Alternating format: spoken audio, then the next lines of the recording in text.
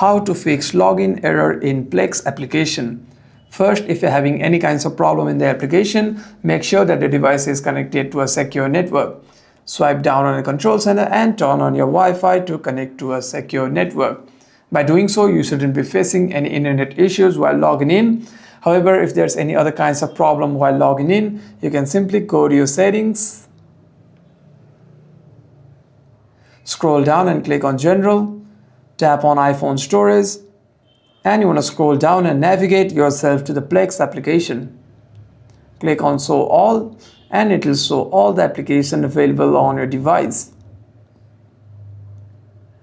Here's our Plex application. Simply tap on it and click on Offload App. Click on Offload App again and reinstall the application.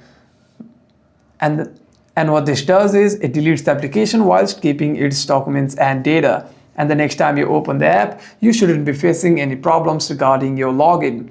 However, if there's any other kinds of problem with the application, you can simply restart your device once and open the app again. Hope this video was helpful. Do like and subscribe.